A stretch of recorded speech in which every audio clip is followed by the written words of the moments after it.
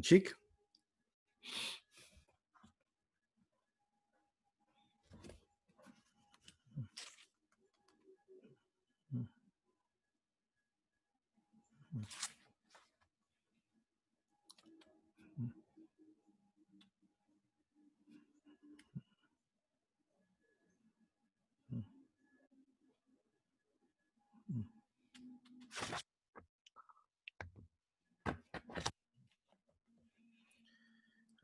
Statement 10 of chapter 3. Many people claim that a misdeed by nature is prohibited and not permitted, while for a misdeed by rule, there are occasions when they are permitted and occasions where they are prohibited. Okay. So this, as I explained on Wednesday, this division into misdeed by nature and misdeed by rule is one way of kind of looking at the different precepts or the different vows that the Buddha gave, especially on the level of the Vinaya Pratimoksha, that there are some that is considered to be naturally, as in whether you take the vow or you don't take the vow, those actions produce negative results. And then those who are misdeed by rule, it's the common explanation is that the act in and of itself is not negative, but that it could lead to negativity. That's the common way of explaining it. So in fact, one of the most common examples given is on how, like the 5 precepts of a lay person. There are 5 precepts that you can take. You can take 1, 2, 3, 4, 5. So it said of those 5, the first 4 is natural misdeed, meaning if you kill, you steal, you engage in sexual misconduct, you engage in lying, they're all negative.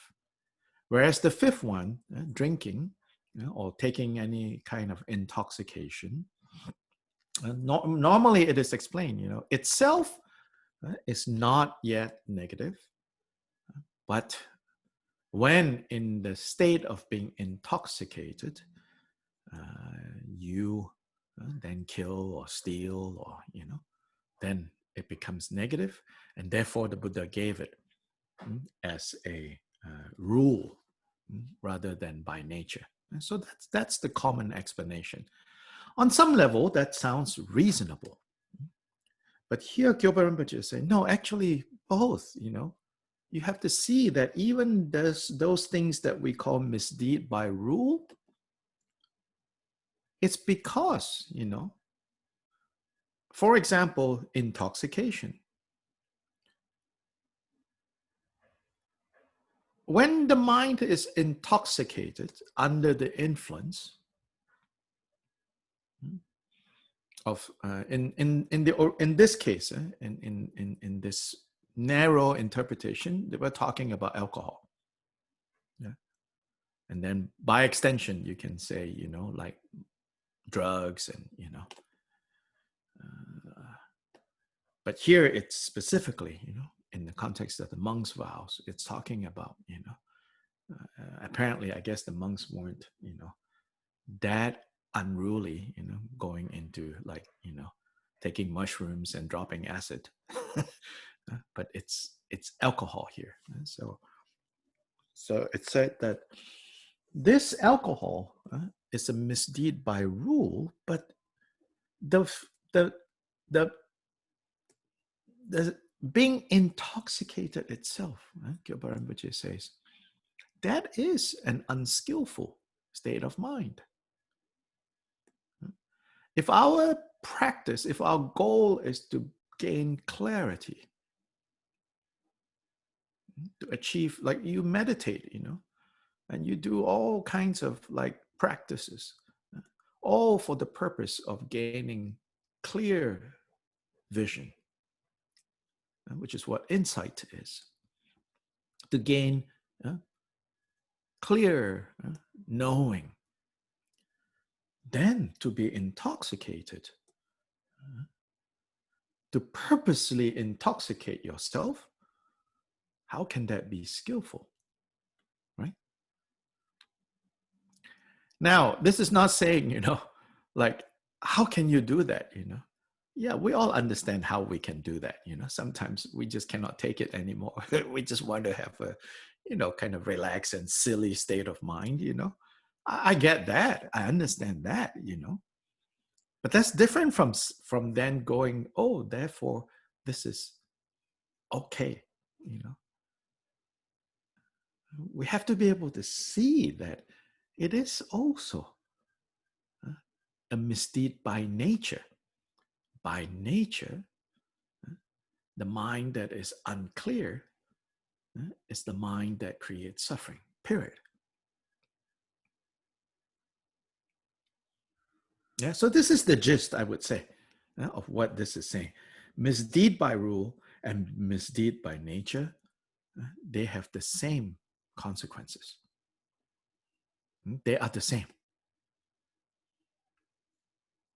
So Chodra's, let's look at Chodra's commentary, Dhammakirti's commentary. In general, the essence of non-virtuous activity is such that the essence, when you get right down to it, what we talk about in terms of non-virtuous activity is such that misdeed by rule is pervaded by misdeed by nature.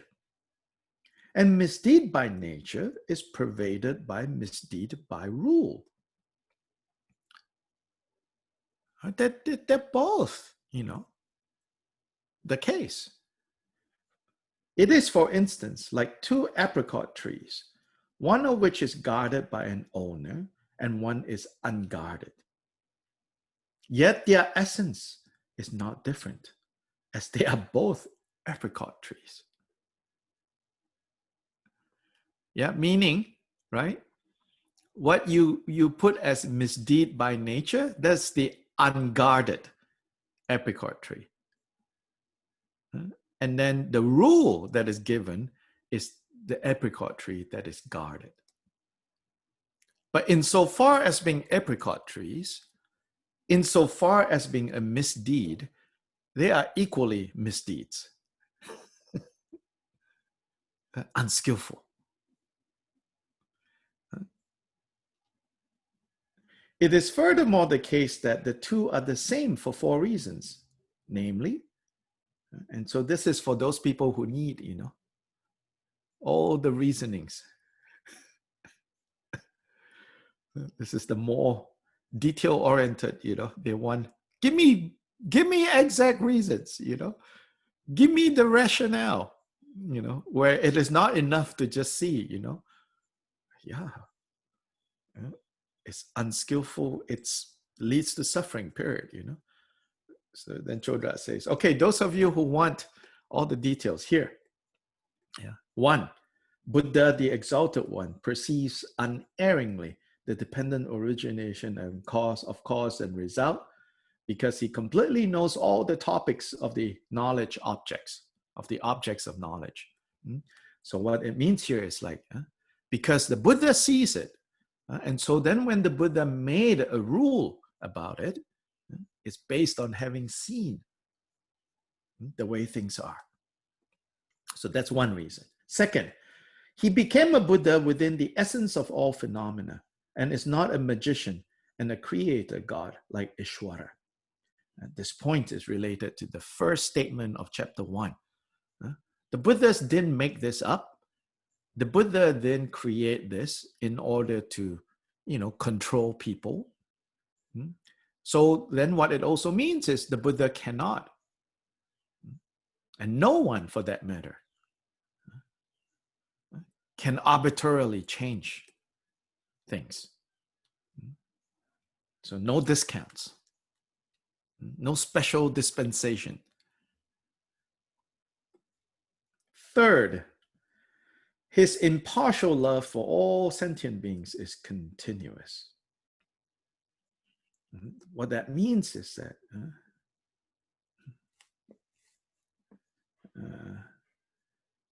the Buddhas, the reason why he gave all these rules of training is because that is exactly, due to his love and compassion, or due to the Buddha's love and compassion, that they are impartial. They do not subject one group to more rules and another group to less rules. Then that would be partial. Oh, you only need to pay attention to misdeed by nature. Oh, you need misdeed by nature and by rule. It's like, no, the Buddha taught all and everyone impartially. Finally, meanwhile, he did not abandon his efforts, but continues to lead beings onto the path of benefit and bliss. So, continuously, Buddhists guide beings to leaving the causes of suffering. Since it cannot be otherwise than that the natural result of virtue is happiness and the natural result of non-virtual is suffering, therefore misdeed by rule and misdeed by nature must be the same. The essence of the meaning here is that one calls the 10 non-virtuous actions natural evil. A misdeed by rule does not exist independent of these 10 non-virtues. But the 253 rules and so on are the particular categories, such as heavy and light, root and branch transgressions. Their essence, however, is the same. And so in the 253 rules for fully ordained monks, so he says that there, yes, of course, you find vocabulary like it's heavy, it's light, this is a root damage to your vows, this is a branch damage, this is by rule, this is by nature, but don't think, that their essence are different. The essence is the same. Since it has been taught infinitely, such as in the stories of the retinue of the 500 of Mukapangu and the retinue of the 500 of the Buddha who kept surplus things, it is easy to understand. And so here he's giving, again, referencing a couple of stories.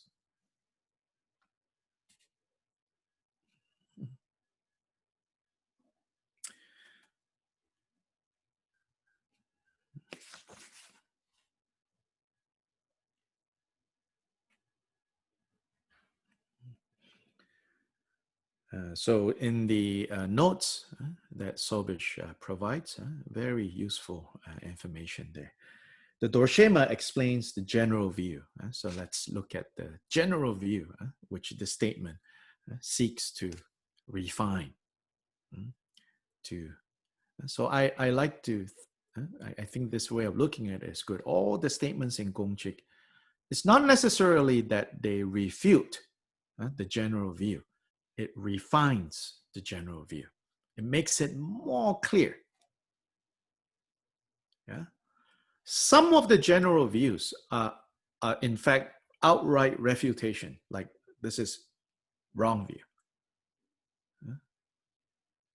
But many of the general view that the Gongchik statements stand against is more like that general view needs refining.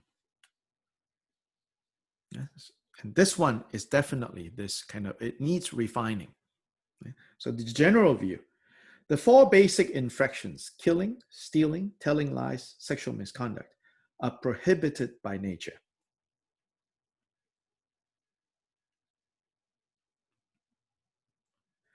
But such things as needlessly digging in the earth, touching fire, playing with water, all things from the infraction only section, as in the 253 precepts of monks, there are different categories, all of the rules for the ordained from this category, they are only prohibited by a rule. And so this is basically saying needlessly digging the earth, playing in the water, those are just extra things that the Buddha gave to make these monks and nuns more disciplined. But playing with water, digging the earth needlessly, no fault, except the Buddha just wanted them to, look more dignified. These are some of the explanations given, more dignified.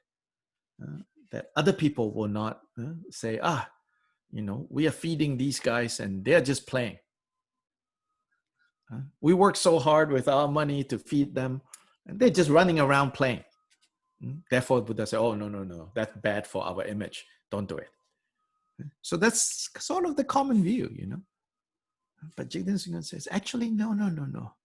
If you think that the Buddha operates like that, you don't understand what a Buddha is. No, the Buddha saw. Why? Mindlessly digging the earth, playing in the water, touching fire. Why they are faults. Buddha saw clearly. So anyway, that is to say, the Buddha prohibited these acts since through them a problem in the Sangha or between the ordained and the householders occurred. Thus it is said that that kind of conduct itself is not a misdeed by nature, but merely a transgression of the rule, provided one has accepted that rule through ordination.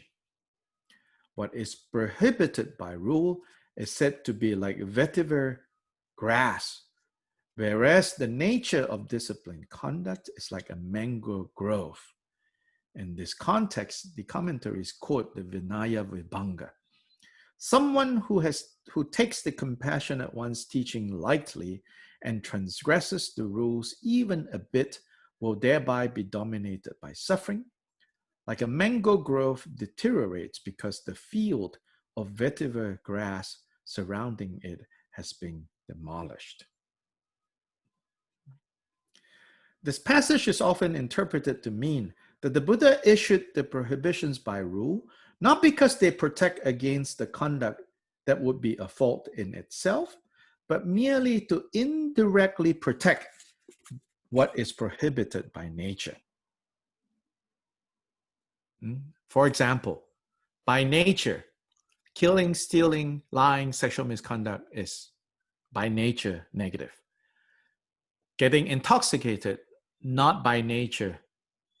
So like the vetiver grass. In other words, like in India, it's believed for a good mango grove to grow, right? For a good mango plantation, if you're growing mangoes for business, you need this type of grass called vetiver. Vetiver, by the way, is very fragrant. And now people sell, the essential oil. And vetiver grass can also be made into like table mats. I used to have some table mats made from vetiver. Vetiver is available in like Southeast Asia and India. And those table mats, for like 2-3 years, the vetiver scent is there, by the way. But here, I didn't know this about the relationship, interdependence between vetiver grass and mango.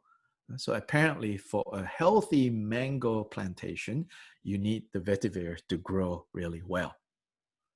So this is the analogy given in the Vinaya Vibhanga, that in order for the mango trees to grow well, you grow vetiver and you make sure that the vetiver grass is healthy. Likewise, in order to protect the vows, or people interpret this to mean, in order to keep your 4 major vows of not killing, not stealing, not lying, not committing sexual misconduct, you should also keep the vow of not drinking, not getting intoxicated. So the story often told, right? is how, you know, this guy thinks, oh, the intoxication matters the least, therefore, you know, it's okay, I'll drink a little bit. Then of course he got intoxicated, then he got hungry, then his neighbor's chickens, you know, wander into his yard, and it's like, ooh, hungry, right? These are the days where you can't just go to a store and buy a chicken. So then he slaughters the chicken and he cooks it. Then he eats the chicken, right? So then he has killed and he has stolen. Then the neighbor comes over, and this woman like, have you seen my chicken? And he's like, no, no, no, I have not seen. So he have now told a lie. And then he looked at the neighbor. Ooh, so some desire.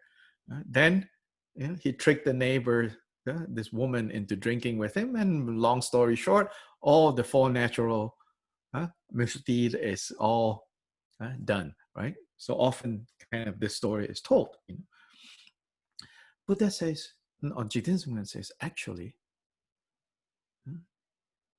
you think that the intoxication is just by rule, a matter of rule? No, look, itself is unskillful. And so here, thus again, when the prohibitions by rule are transgressed, it is not a fault as such, but only a transgression of a particular rule for anyone who has accepted it. In other words, according to this interpretation, if you have made a promise not to drink and not to be intoxicated, then when you get intoxicated, you have only broken the promise to not get intoxicated. Yeah, but intoxicated is not a negative, according to this interpretation. Jidin Sumgun disagree. Jidin Sumgun, however, denied the validity of this kind of distinction. Choki Drakpa provides 4 reasons why misdeed by rule and misdeed by nature are the same. So those are the 4. The Buddha has completely mastered dependent origination, and so he understands how things work. Second, he became a Buddha in the essence of all phenomena and is not a magician or a creator god. So in other words, he became a Buddha. That means he became awake. Awake in terms of what? Awake in terms of awakened to the essence of all phenomena.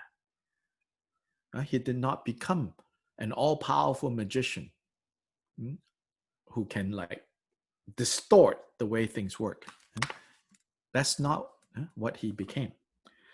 He does not favor one group of beings over another. He continues his efforts to lead beings on the path of benefit and bliss. So here, the first 2 reasons explain that the rules the Buddha issued were not a special burden he invented for his disciples.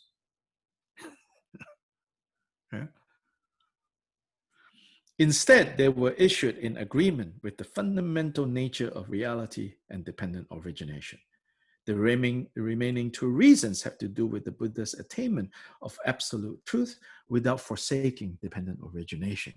Even though he has realized sentient beings as being illusions, he continues to love them impartially. And since these beings have not realized the illusion of the world, he undertakes efforts for their sake. More so, I would say, the last, the 3 and the 4 is showing how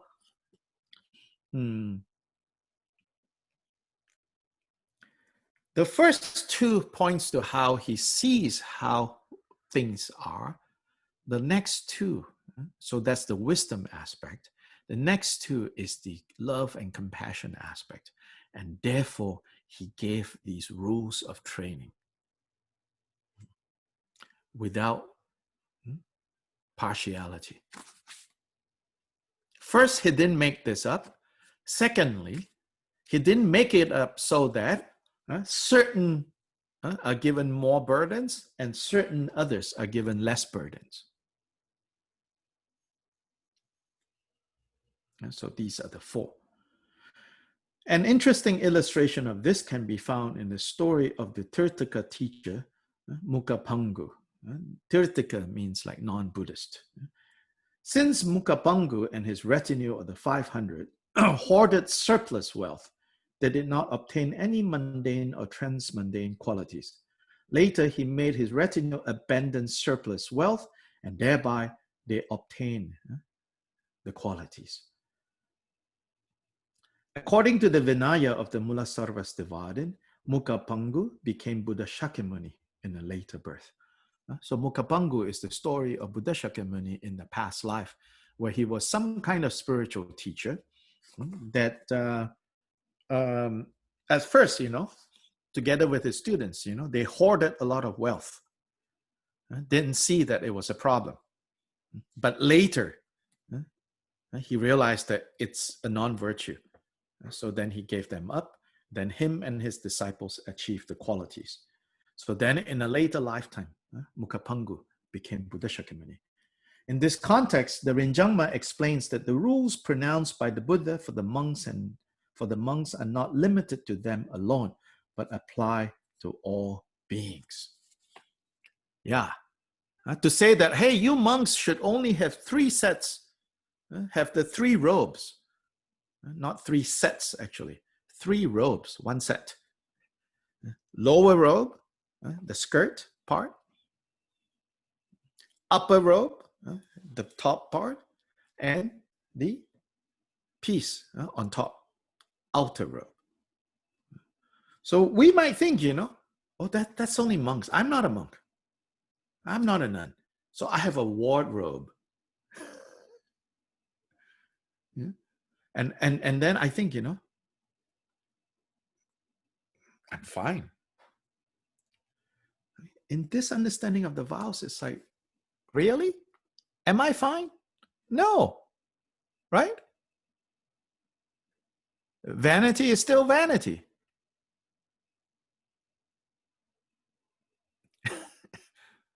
One thing to look nice and this and that is still that, Which is not to say now, you need to clear your wardrobe and throw everything out, right? And that's not the point. We're not being fundamentalists. But every time you look at your wardrobe, you should have some, up here, That's why the Buddha gave, this vow to the monks and nuns to simplify their lives.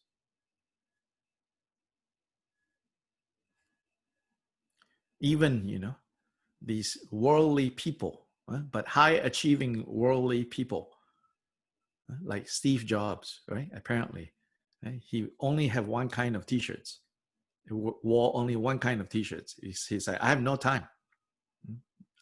He doesn't give even the least mental space to things like, what to wear. Like Zuckerberg too, I think is, these are worldly examples, but even them, right? They got it. I will just have one kind and not worry about what people think about. Simplify. Those worldly examples, they simplify so that they can go achieve worldly goals.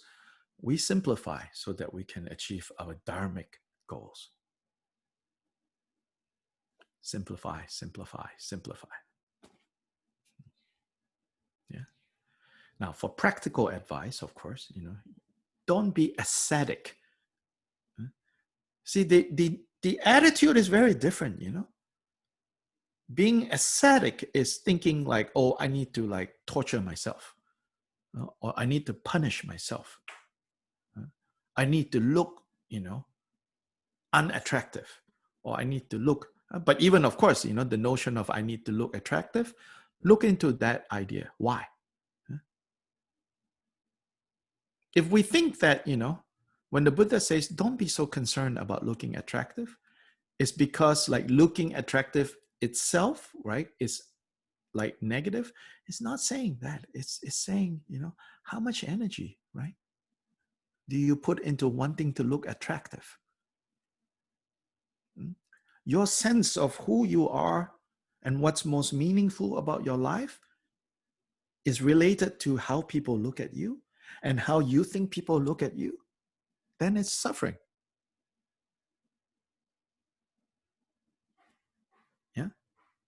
So here, in this context, the Rinjangma explains that the rules pronounced by the Buddha for the monks are not limited to them alone, but apply to all of us. So you might think, well, I did not take a vow that says I'm not going to sleep on a fancy bed. Therefore, I can go get as fancy a bed as I want. No fault? Think again. Yeah. The commentary points out that the rules about food, such as not eating food that was not given, applies not only to monks.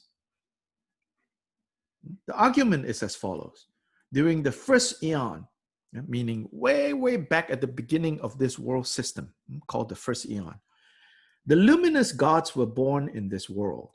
Growing attached to the taste of food in this world, some of them ate excessively. Then the earth element came into their bodies. They became unable to walk through the sky. The earth element made them heavy. And the light too vanished from their bodies. The others said to them, "You have a bad complexion, and we are the ones with the good complexion." In that way, these gods accumulated the karma of attachment and aversion based on their differentiation into self and other. The tasty fruits that needed no cultivation were much in demand, and some began to hoard them. They divided the fields into individual plots and made demarcations. In short, from all this developed desire, jealousy, and improper conduct such as stealing and lying, and their lifespan decreased. One of the chief causes for the worsening of the conditions was the hoarding of food. For this reason, the non-virtuous effects of hoarding food apply to all, whether householder or ordained person. This is related to how the Buddha said, when at the beginning of our universe, there were these, highly kind of evolved beings with very subtle bodies. But when they became attached to the sensation of eating and of tasting, then their bodies became heavier and heavier, like more, at first it was more light, as in not just weight light. We're not talking about heavier necessarily about weight. We're talking about density. And light connotes like freedom. Originally, they were more free. They have light bodies. But because of attachment to the earth element, the element of solidity, then it divided into, furthermore from there, some of these gods have a bad complexion, quote unquote, or more dense forms. Then these others are more light. Then pride and jealousy develop between these two groups. Then hoarding of food happened. Then, what was once, owned by everyone became cut up into plots. Owned by me, owned by you. Then those who work hard, got lots of harvest. Those who didn't work so hard, then again, jealousy and pride develop between these two groups. Then all kinds of things. And so Buddha says, it all came from something that seems innocent. But innocent is never innocent. In the converse argument, to guard against what the Buddha prohibited for fully ordained people by rule, such as the afternoon meal, constitutes a benefit for householders as well. And so again, on the surface level, only monks and nuns are bound by this rule of not eating afternoon. By the way, many monks and nuns don't follow this, Not as a judgment, just saying, things change, right? But for me, even though it's changed, we should not forget, when the Buddha gave this rule, not because he wanted to bind his monks and nuns to more rules and to make their lives difficult, because he saw the faults of eating afternoon.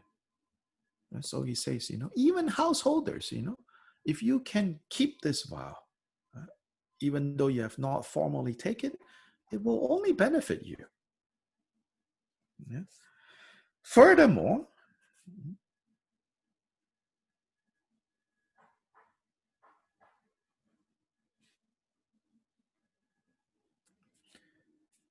whether or not a Buddha has already appeared or whether or not he has already announced their prohibitions, hoarding naturally causes all of the above problems.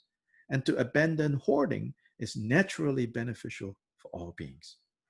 The Buddha understands this through his gnosis of omniscience, of all-knowingness, and the rules he issued are in agreement with the fundamental nature. So whether by nature or by rule, understand that the rules were established based on understanding of the nature of things. Otherwise, the Buddha doesn't make rules for the sake of making rules, for the sake of binding people by the rules.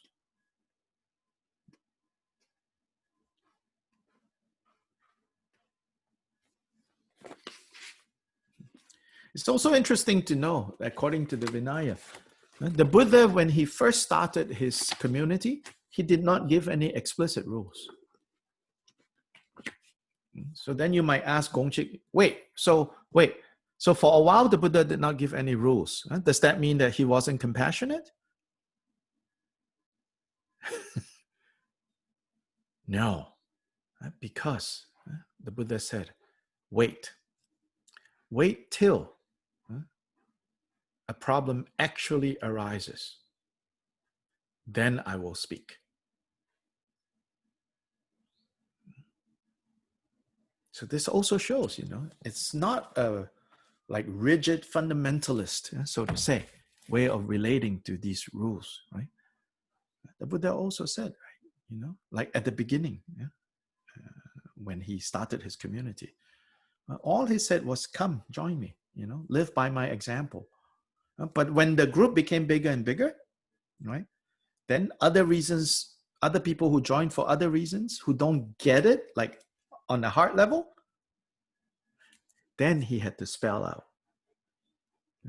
In fact, for example, the very first rule, we're told that the Buddha explicitly say, this is now a rule, right? It's a very innocent story in some ways, in a sense. So it said that one of the monks, at this point, no explicit yet, no 253 for sure. So this is also what we should know. People who read this in the old days, in theory, they already know about this story. So then they can contextualize things better. So I'll give you this story. The first rule that was established is the rule of those of you who are monks cannot engage in sexual intercourse. Yeah? So apparently that was not explicitly stated until one day, one of the monks, apparently with this young man, when he joined the Buddha, he was already married. So the young wife and the parents gave permission to him and say, okay, you can go, you can join your teacher. But after not so long, the parents and the wife, now ex-wife, who continued to live with his parents, came to a realization like, oh, wait, we have no social security. Essentially, that's what's the realization. Like, with the parents, when they get old, and then the wife, when she gets old, or the ex-wife, no social security. So then the parents and the wife, the ex-wife, said, oh, he needs to come back to provide some social security for us. So they went to see this young monk and said, can you come back just for maybe one afternoon? Yeah, very explicit. Like, I need a baby, and maybe one or two. Maybe come back a few afternoons, yeah, between a year or two. So totally, like, not like, out of sexual desire, but just social security. Like, give me a child. I will raise the child. The child will take care of me, take care of your parents. Come back. He was like, no, no, no, no, no. I can't do that. Yeah? Because by example, he can see, right? The Buddha, all the other monks. He's like, no, no, no, no. I can't do that. They didn't go away so easily. They kept coming back and coming back and coming back. And finally, he was so like distressed, I said, okay. I will come back for one afternoon. If it works, it works. If it doesn't work, you can't come back and harass me anymore. So he went. And people found out. And people went to the Buddha and said, did you hear? At that point, the Buddha says, now is the time. And the first rule will be given now. And he says, from now on, all those who are part of this community, this monastic community, you are not allowed. So the rule was established. But you see, this rule was established based on principle, on nature. So the Buddha then created this rule. So you see, from this story, some people have the conclusion that, not specific to this rule, but the principle of how all these rules came about, So then they divide it into, some was just based on, people didn't like, the lay people who supported the Sangha, didn't like seeing the Sangha doing certain things, so they complained to the Buddha, and the Buddha said, okay, monks, don't do this anymore.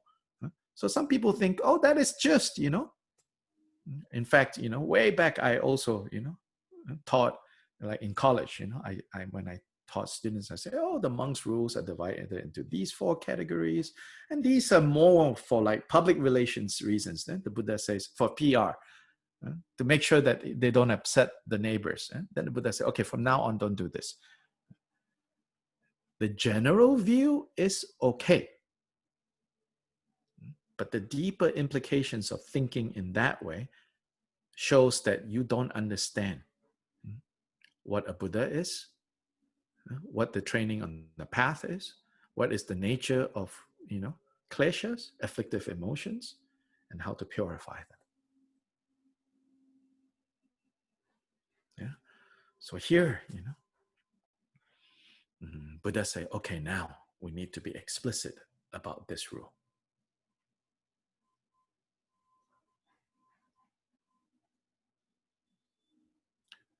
And of course, it's these during the time of the Buddha, we tend to think, those were the good old days where everybody was so spiritual. Actually, not really.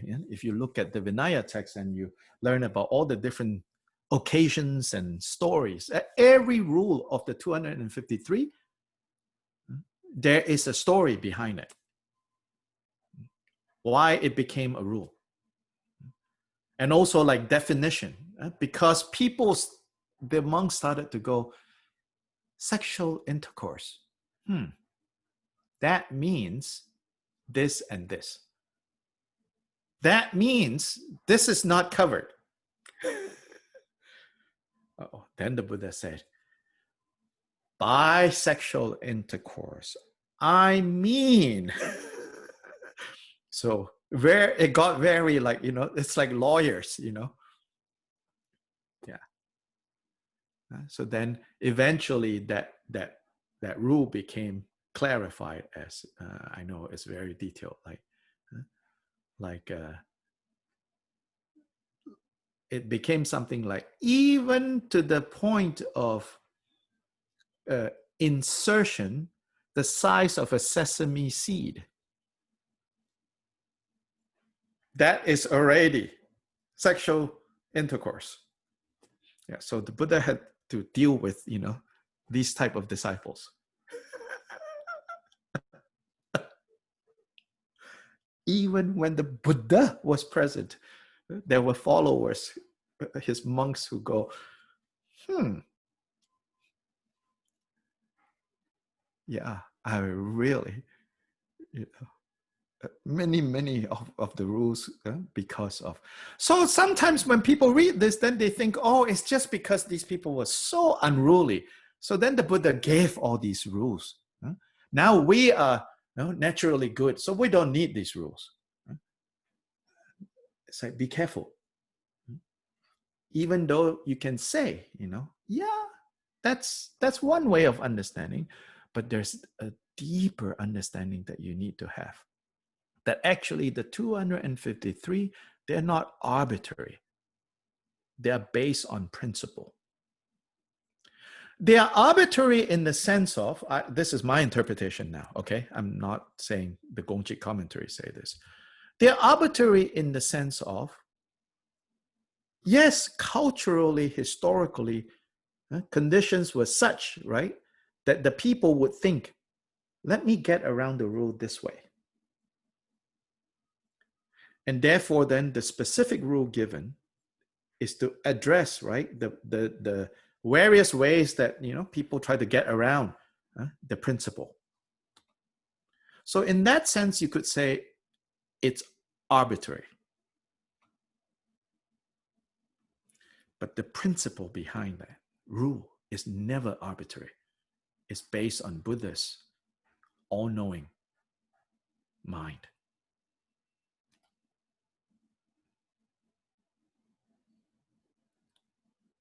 So on my level, at least, of understanding this, I can say, that when the Buddha says, monks should wear robes with the color that is of the earth, like of like the soil of the area that you live in. Actually, that's like the more exact prescription. Not so much like it should be red, it should be yellow, it should be this, it should be that.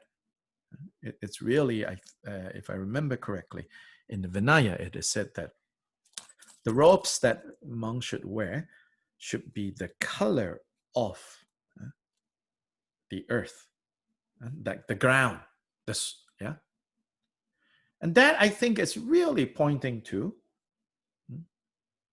not standing out, not being worried that, it will like stain, because it's the color of the earth. So you can just sit down without going, oh, I'm wearing white, oh, it will mess up my clothes, it's like the color that cannot be dirtied. Hence, saying the earth color, it cannot be dirtied. So I think the Buddha is really pointing to, don't be so concerned about, and that it should be used, clothing in its most basic sense should be used as to protect the body from harm. The guiding principle there, to protect the body from harm. Then wear the color that is not going to make you going, oh, this color is better than this color. Oh, this design is better than that design. Like, don't waste your energy on those things. Don't waste your time on those things. And then also, don't get hooked into. Wasting is not just wasting time, it's you get hooked into.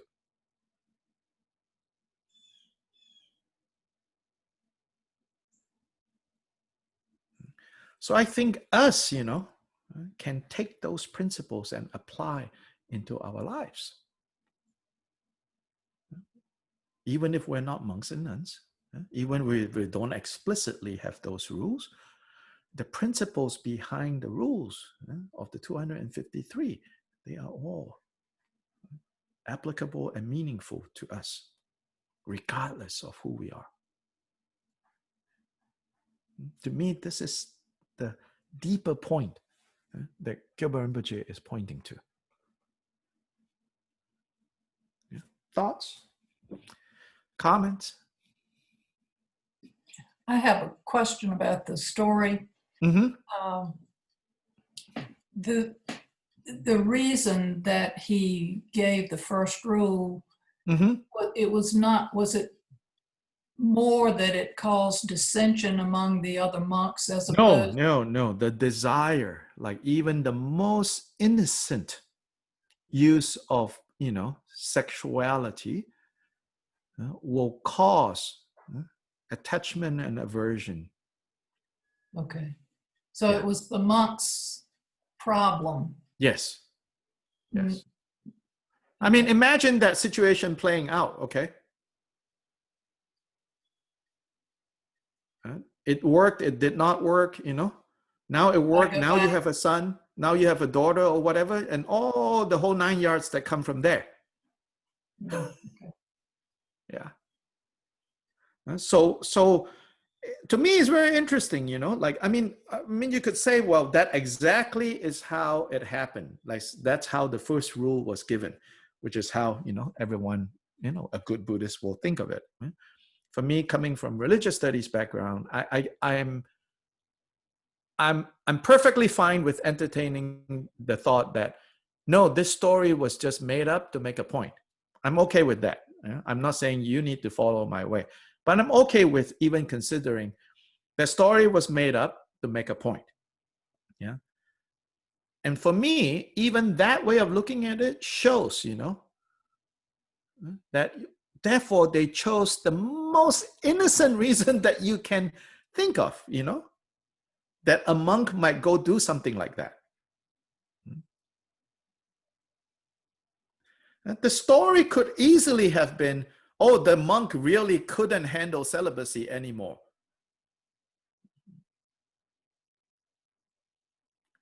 Or the person he has sex with, threatened to kill themselves unless he does that.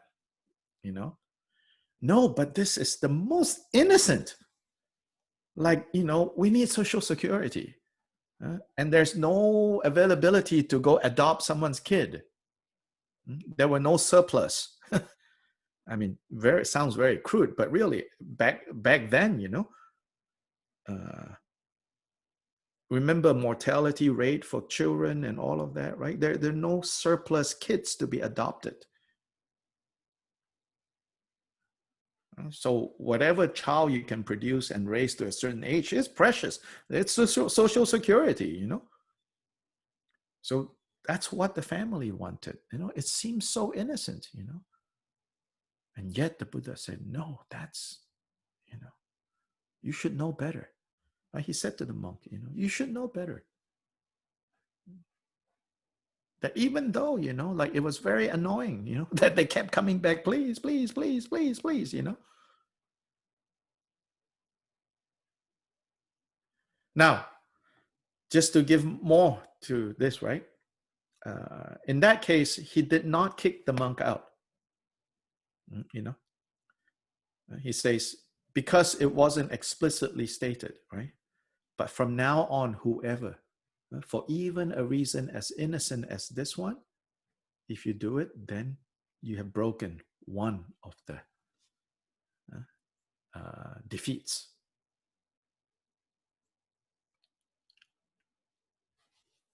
Yeah. Did the story have like an ending? Did he have a child or no? Oh, we don't know anything about that. Okay. Yeah. As far as I remember, we don't know anything about that. And in a way, again, it's not important. The Vinaya rule, the Vinaya telling that story is totally uninterested in whether he succeeded or not,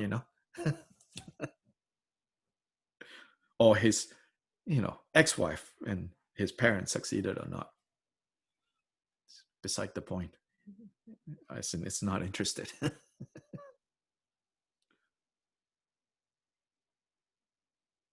You've talked a few times before about like. Say what? You've talked a few times before about like when there's a Dharma event coming up, like deciding to go or not go. And not being wishy-washy. To me, this stuff is like very similar to that. Uh-huh. About clearing like psychic space. Mm-hmm. And then like, if you can have these rules that default to giving you, cutting off a lot of things that would Yes. take up a lot of psychic space, then Mm-hmm. Mental space, psychic space, yeah. emotional space, So these rules were given to simplify life. Not simplify so that you can, relax. Simplify so that, your attention and your time and your resources are directed to freedom. Dr. Lai? And this is a taste of the freedom that you're aiming for in any case. So both the method and the goal are in fact the same thing. We need to appreciate that point. Dr. Lai? Yes. Mm-hmm. One of the only things that I had trouble reconciling in my own mind about the original historical Buddha was that he was a husband and a father, but he abandoned his wife and his child when he had his enlightenment. No, not when he has enlightenment. Oh, well, he abandoned when he left the palace. Yes, when he left the palace. That's the only thing that I've read in his behavior that I had a real trouble reconciling with in terms of my own. Culturally, we're in such different places, Well, also he was a prince, so there was not an issue of supporting his wife and family. Oh yeah, no. Yeah, culturally it's very different. I think this is cultural norms that we don't get, and then the notion of like, right? Then also the notion of like, marriage being, falling in love and this and that, but even that, this telling of that story, in fact has it that Siddhartha and Yashodhara were deeply in love. Here's the point. Because of that love, he could not see. In fact, it's made this point. So what? Stay with them, and then what? Then he dies, then they die. Then what? Right. We think that is the responsible thing to do. Oh, really? So the house is burning down? Yeah? Stay and get burned down together? He said, no, I go so that I can come back and take them out, which is what he did. Rahula achieved Arhat. Yashodhara achieved Arhat. They were all freed.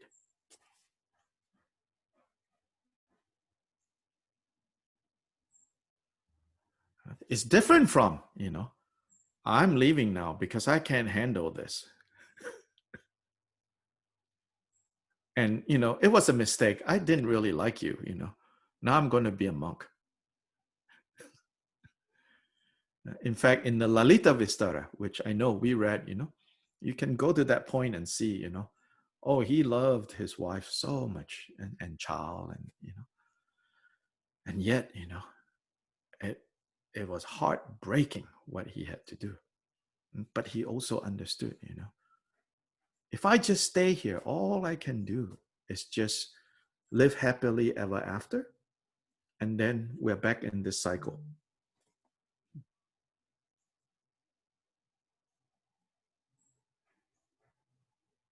Then we're back in this cycle.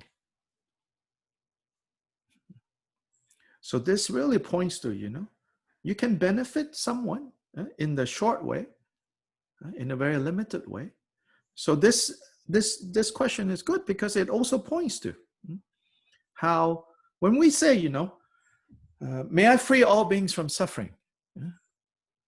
I think Judy, you pointed out that it's important to always come back and remember this. We're not saying, like now you go out, and everyone who is suffering, you try to figure out how to solve their problems. No. It's that recognizing the suffering of others and really feeling that suffering, Let that fuel your resolve to clear your own mess.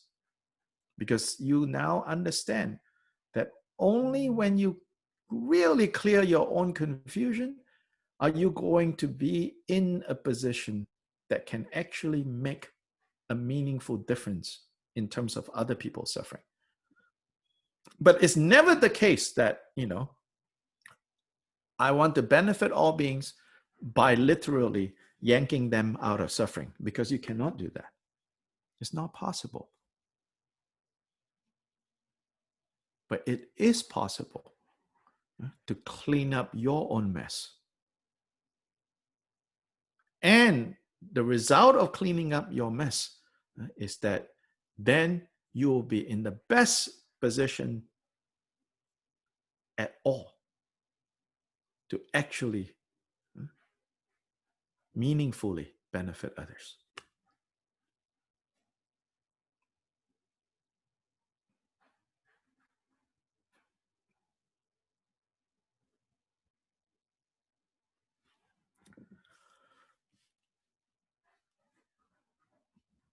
Yeah.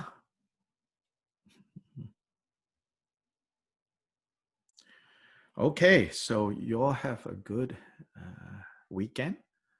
There's a retreat for me this weekend, the Heart Sutra, which means that Monday I'm going to be lazy. So Monday we will not meet next week, but Wednesday and Friday next week we will meet.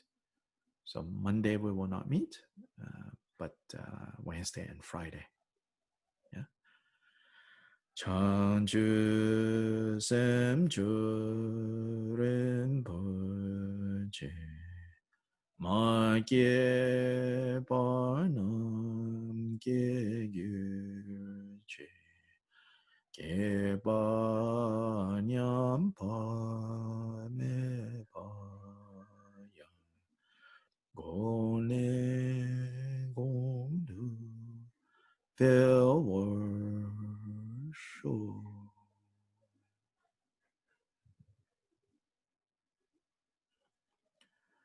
Okay, ta-ta.